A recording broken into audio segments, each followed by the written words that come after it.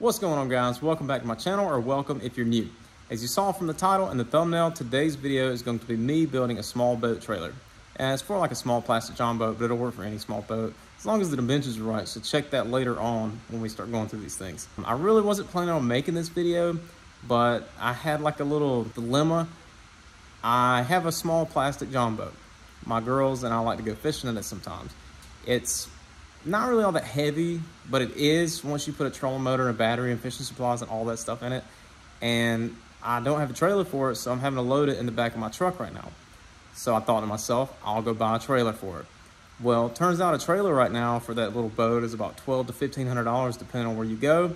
And I was like, I'm not paying $1,500 for a small trailer, so I'll buy a used trailer. Well, mind blown there too, because a used trailer is anywhere from $350 to $600, and the $350 one was either needing tires or needing leaf springs or bent axle, or the hitch was broken, or the tongue had been modified in some way to the point to where it couldn't be used unless I fixed it on the site. So I started researching, well, how can I build my own trailer? And this is what I came up with. I'll go over everything. Actually, I'm gonna go show you the boat right quick, and then I'm gonna go over where I'm at right now with it and what the plans are. Here's the boat that we're building the trailer for. It's a 12-foot flat bottom plastic john boat. Unfortunately, I don't know any of the specs. If you're interested, you can get with me and I can send you some specs. Without doing like a full-on review, we're 100% happy with it. And I'm happy enough that I'm gonna build a trailer and continue using it, so that should tell you something. The boat itself is not really all that heavy, but as you can imagine, when you put a trolling motor and a gas-powered motor, battery, and all your fishing gear, especially if you put like a little, live well or some kind of bait with, water like minnows, this thing gets pretty heavy. We're building a trailer because to take this thing to the lake the way it is, or a pond, I have to take the trolling motor, the battery, the gas-powered motor out, the live well if we have one, and load it up in the truck, which is another complete hassle, picking this thing and trying to put it in the back of a truck by yourself. Because little kids can't help you, but and that's normally who I go fishing with. So then I have to put all the stuff back in it. Then we go to the lake. Then I have to take all the stuff back out. Then I have to slide the boat in the water and then load it back up. And it's the same story getting back out. But if we put a trailer or build a trailer for it, all of this stuff can stay. I can back the boat in the water and go about my day. Also, we have UTV. We live right down the road from the lake. So my intention is to get my wife to drive us to the lake on the UTV, drop us off in the water. We can fish for a while, then I can call her and get her to come pick us back up. Now let's get to the trailer project. Just wanted to mention it's raining on my metal building, so if you hear some background noise that you're not sure what it is, that's what it is. The trailer that we're working with, I got it from Harbor Freight. It's the cheapest one they have. I used a coupon. I think I got it for like $354.99 or $359.99, something like that. It was, I think, right at $400, maybe a little less with taxes and everything. The model number for it, item number, whatever you want to call it, is 62665. Like I said, it's the smallest, cheapest one they have. So I assembled it. I did not record me assembling it because I'm sure there are probably 100 videos on assembling this thing. It's not very interesting, and I'm turning this into a boat trailer, so that's why you're here. So I got the trailer assembled. As you can see, I got my saw set up right here. Plan is I'm gonna leave that part of the tongue bolted on. Then I'm gonna cut it right here in front of this little brace. So I have this section left over, right? As you can see, I have some nice bare C-channel getting rained on, so it can rust away. I'm just kidding. It is raining on. I got to clean that off, but I got some 3-inch C-channel right there. I paid $65 a stick each for that, plus tax. Whatever that is, $70-something a piece. I'm not going to use the full sticks, but I'm going to need 2 sections because the plan is to cut, and I'll show you this. I'm just explaining to you my process, or my thought process right now. I'm gonna cut those some length. I haven't measured yet. I'm gonna cut those and use this bolted section here, since I know all of this is square and straight. Put 2 pieces of C-channel on each side of this, and I'm gonna run it all the way to the back. I'm gonna weld it back there, weld it in a couple of places. And since it's some length, 12 feet, I'm just gonna say, it's probably gonna be like 14, but anyways, it's gonna be all the way out there, right? It's gonna be hopefully straight because of this. I'm gonna put some braces in between like this to keep everything square, the same distance apart. Then I'm gonna use the part that I cut off at the very end, and I'll go through all this if you're confused. I know it's hard to visualize, but use the piece that I cut off at the very end so that I can bolt my coupler right there onto it, and the spacing and everything will be the same as back here.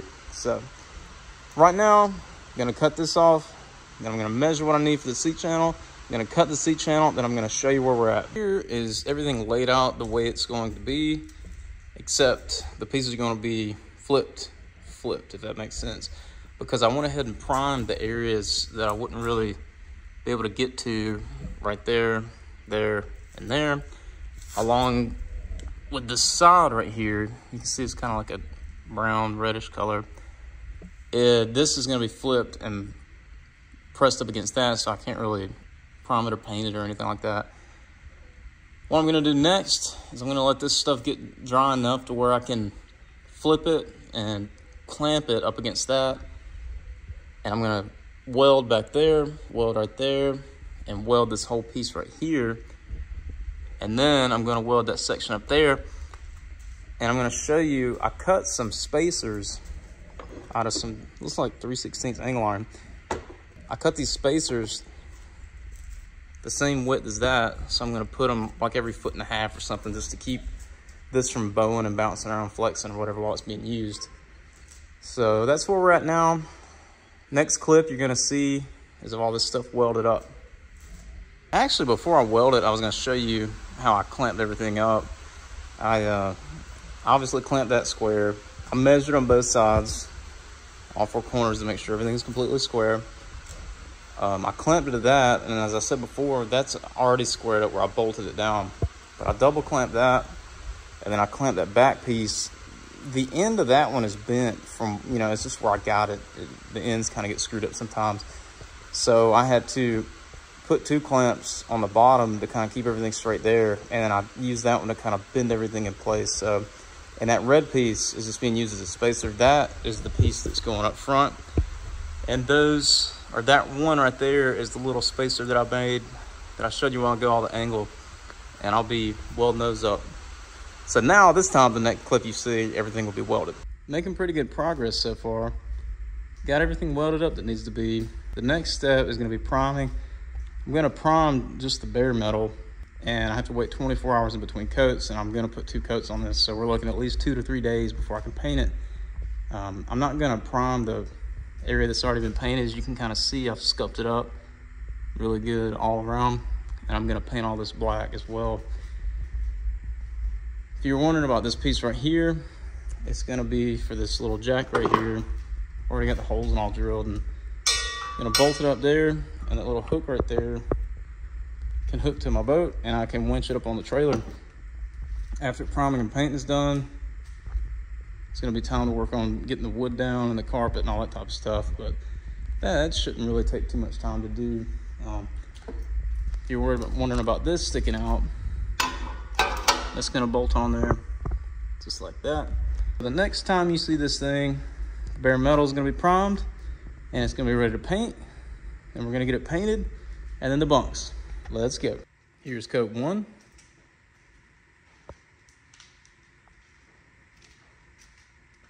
This is after the second coat of primer and everything's sanded down. Next step is to paint. I went ahead and painted the first coat, then I waited a day, sanded, and this is actually the second coat.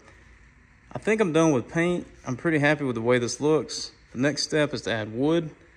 Then we'll put the carpet on the wood, add the winch, and we'll be done with this thing. I can't wait to get the boat on it and go somewhere and go fishing. It's gonna be fun.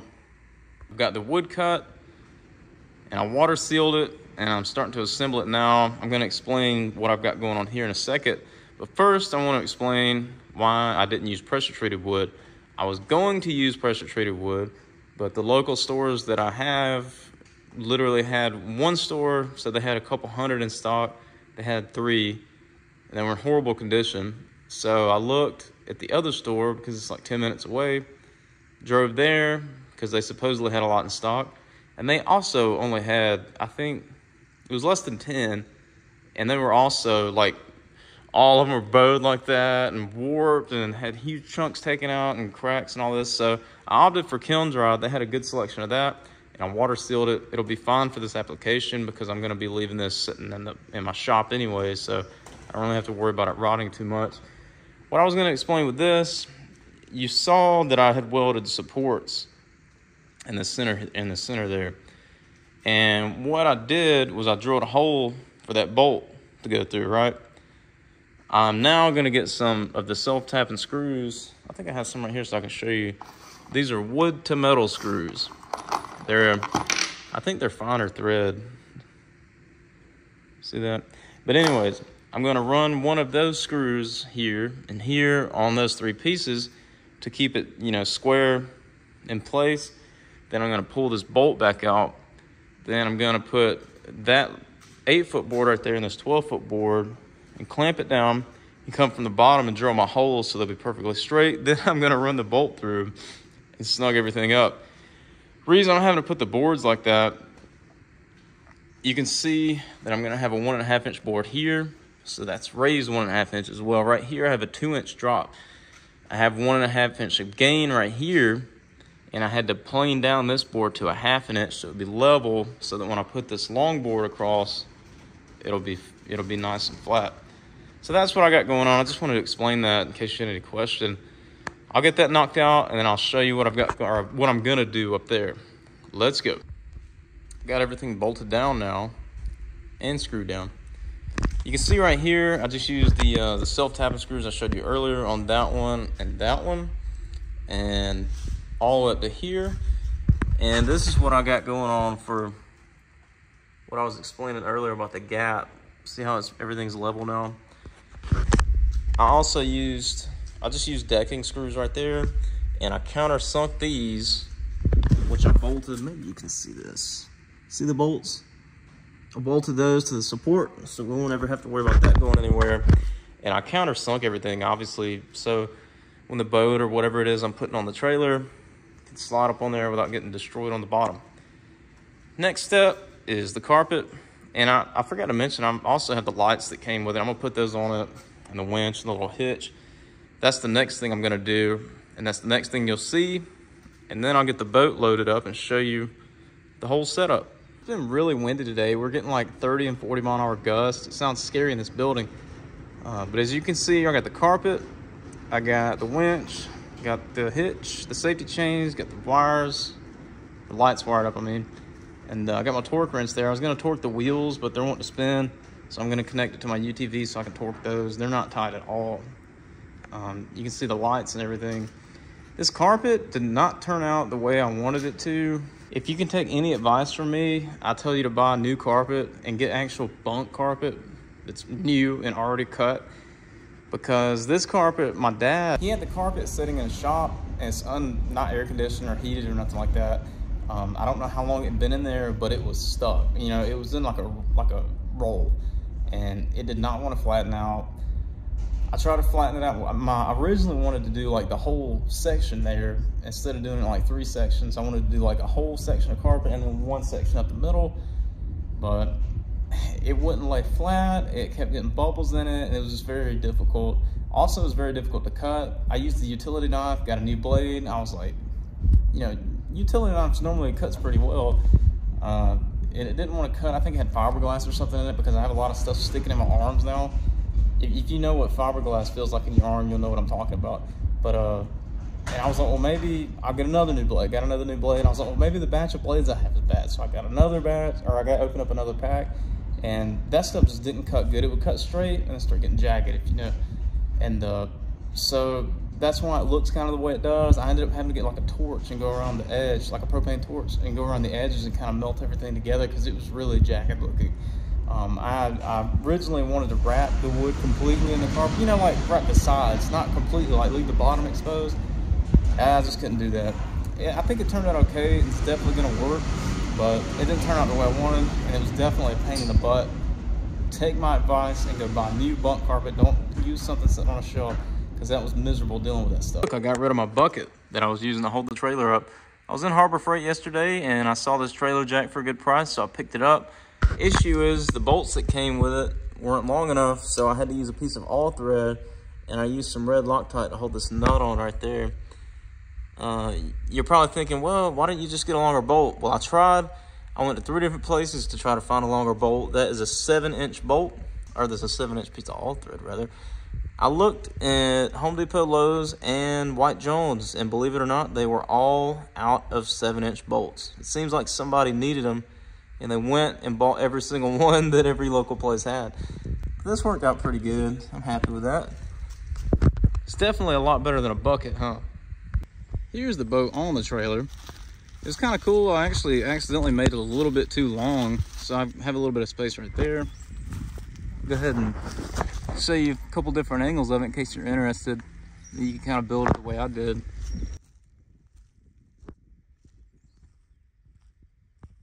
Here's the back of it.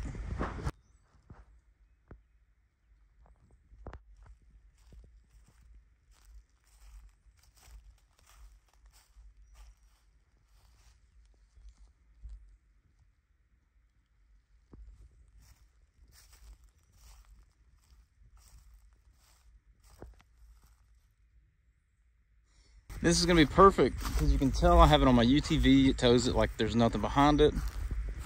I don't know if you guys can see, but there's a big pond down there, so I can easily get to that. And you usually can't even walk down there, so this is gonna be fun. And I live right down the road from the lake, so this is really gonna be fun. So I can go fishing whenever I want. It'd be easy to go. I don't have to worry about breaking a truck and all that out. I can just get my UTV, tow it down there, and have this back home, not worry about anybody stealing anything out of my vehicle. This about wraps this project up. Yes, there will be straps on it. I'm not that dumb, guys. You gotta give me some credit. I put an anchor right there, and obviously on the other side, have that anchor down. I put a strap here and here. And it holds this thing pretty solid. I don't have them like ridiculously tight because I don't want to deform the boat, but they're tight enough to where I moved the entire trailer and UTV trying to tug on it, so I think that'll be good. And I also wanted to mention a while ago that handle, I didn't have it locked in the other clip. It was kind of like close to the ground, but it's locked right now. All you got to do is pull that up tight and then put a little pressure on it and you're good to go. I was editing this video and I was about to do a price breakdown, and I realized that prices are different in different areas. So I'm going to tell you what my specific prices were in my area for used trailer and what I have in it. I wrote down on Notepad, so I'm gonna be glancing at my computer. My dad gave me the primer, my dad gave me the paint. He actually redid his trailer and painted and primed. He had leftover paint and primer, and the carpet that I used was like a 6x8 rug that he just didn't use it. So I got that. I bought the trailer for $400. I bought the steel, it ended up being like $140, but you know, I had extra, so I'm gonna deduct off. I'm gonna say I paid $100 for the steel because I ended up with extra, and you know that's going to be put to use somewhere. You saw the angle iron that I used. That was a scrap piece that I had sitting in the shop, so definitely going to be using the channel for something. I paid $35 for the jack at Harbor Freight. They had some sort of sale. I think the regular price is $35, and I got 15% off, so I'm just going to say $35 for the heck, you know, because taxes or whatever. I didn't, like I said, didn't pay for primer, didn't pay for paint, didn't pay for carpet. But I looked online, if you were to pay for primer, paint, and carpet, the primer, I used a quart of primer and a quart of paint. So $20 for the primer, $20 for the paint, and the carpet, that rug, I found it anywhere from like $18 to $24. I'll just say 20 to make it easy. The wood and the hardware, since I did use regular wood, the pressure treated is a lot more expensive. But since I used regular wood, along with the wood to metal screws, it was right at $70. I got this stuff, you know, as I said, I had to search all over for it, but I found it. And I think the all thread, a rod of that was like $8 or something. So my total, that's me building it, doing everything, was right at $605. Could have been a couple dollars more, a couple dollars less, but right around there. If you had to pay for the primer, the paint, and all that, you're looking at $665 around. I looked online and I was running for a used trailer that's operational. You know, it's 20 years old or something. I couldn't really find any that was less than 20 years old on Facebook Marketplace, you know, that were used, that was operational, decent condition. Used, you're looking at about $600. Like I said, you can find trailers cheaper, but they may need a tongue welded on them, they need tires, may need an axle. They're gonna need some kind of work. And by the time you do all that, you're gonna end up spending more money, you know, than what you could have just built this or bought one that was working. A new trailer, I looked at Academy, you know. Hey JJ, it's my dog's coming up. Hey, buddy. What was I saying? Oh yeah, I looked at Academy because that was like the local place that sells boat trailers that size, and the prices were $1,300 to $1,500. The reason the two different prices is because one was like a 12 foot and one was a 14 foot or something like that. Now I have to measure, so it's $1,300 to $1,500. I got $600 in it, so I saved quite a bit of money, well over half. And also, if you were wondering about, I wanted to talk about that, the full length boards. You know, normally boat trailers have like bunks, right? Like just 2 bunks on the side and like maybe 2 up front or something.